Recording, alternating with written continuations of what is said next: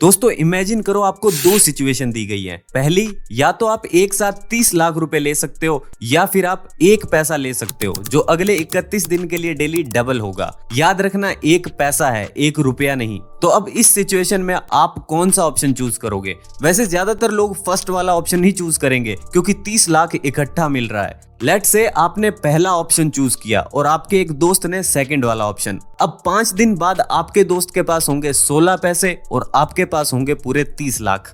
10वें दिन आपके दोस्त के पास होंगे 5 रुपए 12 पैसे। ऐसे करते करते जब 20 दिन निकल जाएंगे और सिर्फ 11 दिन बचेंगे तो उसके पास होंगे 5243 रुपए। अब इस पॉइंट पे शायद उसे थोड़ा दुख हो क्योंकि कहां 5000 और कहां 30 लाख, जमीन आसमान का फर्क है। बट 21वें दिन के बाद उसे कंपाउंड इफेक्ट की इनविजिबल पावर दिखनी शुरू हो जाएगी और स्मॉल इंक्रीमेंट के साथ धीरे धीरे जब 31वां दिन आएगा तो यही 5000 रुपए 1,07,37,418 रुपए बन चुके होंगे। ये कंपाउंडिंग का मैजिक है। कंपाउंड इफेक्ट एक ऐसा प्रिंसिपल है जो आपको बड़े रिवॉर्ड्स दे सकता है छोटी छोटी चॉइसेस के बदले। ये एक ऐसी स्ट्रेटेजी है जो आपके फाइनेंसेस को तो इंप्रूव करेगी ही, साथ ही ये आपकी हेल्थ, पर्सनल डेवलपमेंट और गोल्स पर भी अप्लाई की जा सकती है।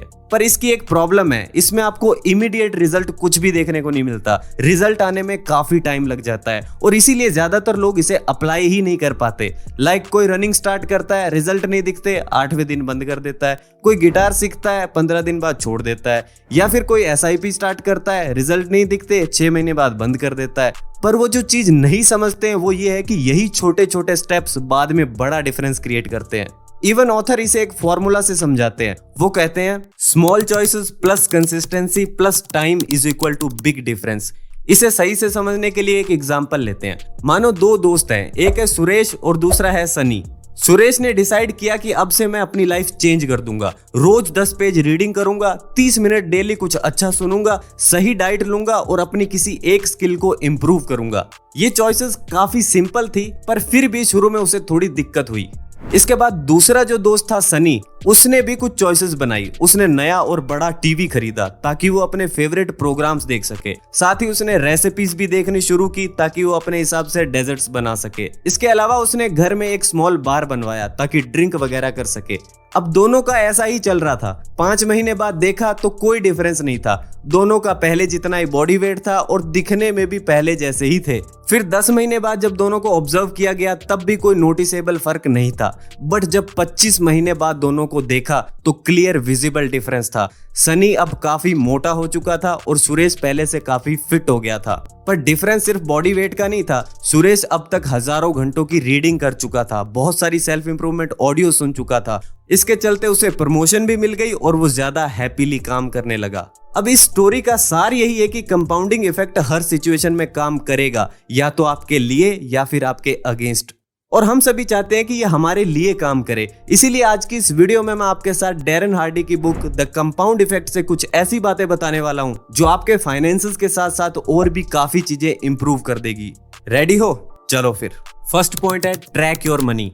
ऑथर बताते हैं कि वो 23-24 की उम्र में पैसे को लेकर इतने लापरवाह थे कि उन्हें पता ही नहीं चलता था कि उनके पैसे खर्च कहाँ हो रहे हैं। वो कभी शॉपिंग पर, कभी डिनर पर, यहाँ वहाँ हर जगह पैसे खर्च कर देते थे। फिर इस प्रॉब्लम का सोल्यूशन निकालते हुए उनके अकाउंटेंट ने कहा कि डैरेन, तुम अपने साथ एक स्मॉल नोटबुक कैरी करना स्टार्ट करो। कोई भी खर्चा हो, चाहे नई शर्ट लेनी हो, कोल्ड ड्रिंक पीनी हो या फिर गाड़ी में हवा ही भरवानी हो, हर चीज को नोट डाउन करना स्टार्ट करो। क्योंकि जब तुम नोट करोगे तो तुम्हें ये कॉन्शियसली चूज करना पड़ेगा कि किन चीजों पर खर्च करूं और किन पर नहीं।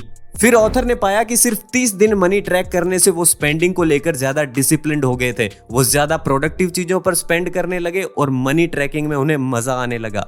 अब देखा जाए तो ये बहुत छोटा सा टास्क है, बट अगर इसे लॉन्ग टर्म में परफॉर्म किया जाए तो बहुत बड़े रिजल्ट्स निकल सकते हैं इससे। क्योंकि लॉन्ग टर्म में चीजें ऐड नहीं होती, मल्टीप्लाई हो जाती है। कैसे? Point number 2, habit spiral. Example, एक टीचर था और उसका एक यंग स्टूडेंट था। एक दिन वो उस स्टूडेंट को एक जंगल में ले गया।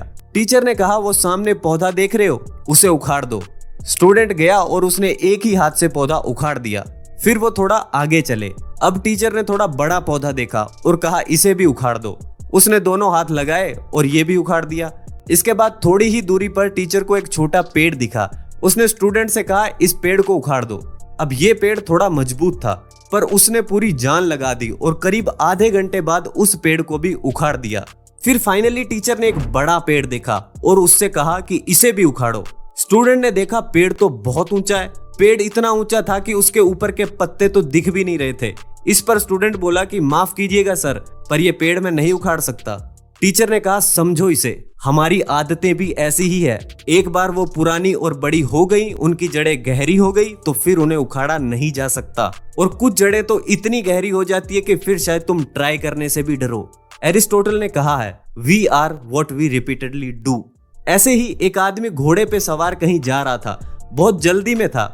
ऐसा लग रहा था जैसे कोई जरूरी काम से जा रहा हो। तो एक आदमी साइड में खड़ा था, उसने उससे पूछा कि कहाँ जा रहे हो।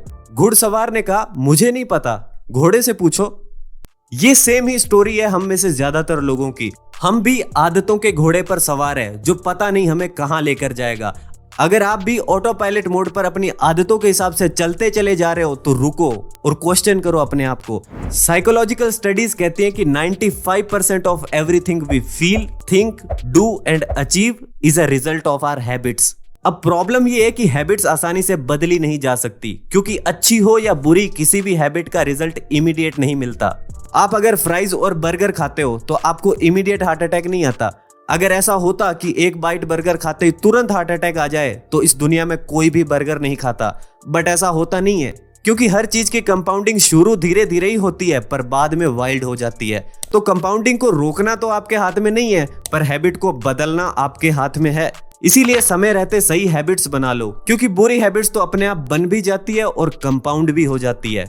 थर्ड है पावर ऑफ कंसिस्टेंसी। मानो दो प्लेन है, एक प्लेन मैं उड़ा रहा हूं और एक आप। हम दोनों ने जाना है दिल्ली से मुंबई। अब फर्क ये है कि आप बीच के हर स्टेट में रुकते हुए जाओगे और मैं सीधा जा रहा हूं। और फर्क सिर्फ इतना ही नहीं है, हमारी स्पीड का भी फर्क है। आप जा रहे हो 2000 किलोमीटर पर आवर की स्पीड पे और मैं जा रहा हूं 700 किलोमीटर पर आवर पे। फिर भी मैं आपसे आधे टाइम में पहुंच जाऊंगा, क्योंकि जब आप बार बार रुकोगे तो आपका मोमेंटम खराब होगा, साथ ही टाइम और फ्यूल भी ज्यादा लगेगा। वहीं कम स्पीड में लगातार चलने से मेरा टाइम और फ्यूल दोनों बचेगा। अब इसी एग्जांपल से इन्वेस्टिंग को समझते हैं। वॉरेन बफेट का नाम सुना है आपने, द रिचेस्ट इन्वेस्टर। उनकी नेटवर्थ करीब $85 बिलियन है और उसमें से $84 बिलियन उनके 50th बर्थडे के बाद आए हैं।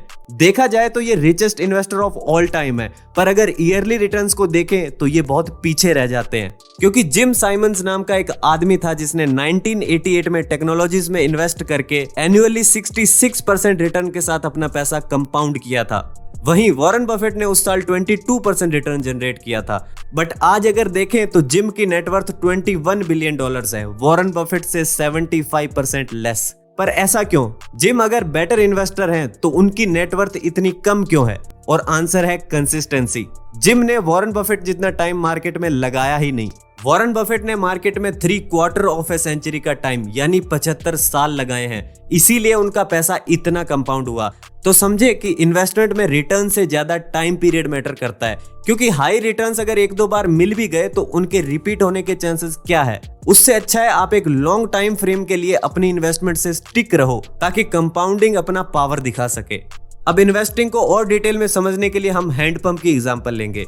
आपने अगर हैंडपंप से पानी निकाला हो तो आपको पता होगा कि उसे कितना ज्यादा पंप करना पड़ता है। शुरू में कुछ देर पंप करो तो सिर्फ वैक्यूम क्रिएट होता है, फिर और ज्यादा पंप करो तो पानी पंप में फिल होने लगता है। उसके बाद बहुत टाइम, एनर्जी और कंसिस्टेंसी के बाद उस पंप से पानी निकलना स्टार्ट होता है। इस सब के बाद भी आपको कॉन्टिन्यूसली पंप करना होगा ताकि पानी रुके ना, क्योंकि अगर आपने पंप करना रोक दिया तो पानी फटाफट नीचे जाना शुरू हो जाएगा और फिर से आपको बहुत हार्डवर्क करना पड़ेगा।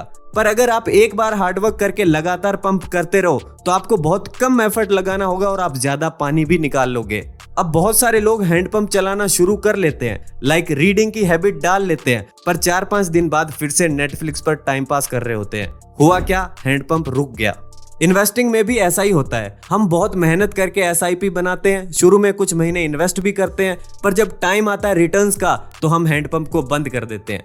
बहुत सारे इन्वेस्टर्स इसी तरह अपनी इन्वेस्टमेंट्स के साथ छेड़छाड़ करते हैं, इसीलिए वो कभी कंपाउंड इफेक्ट का फायदा नहीं उठा पाते।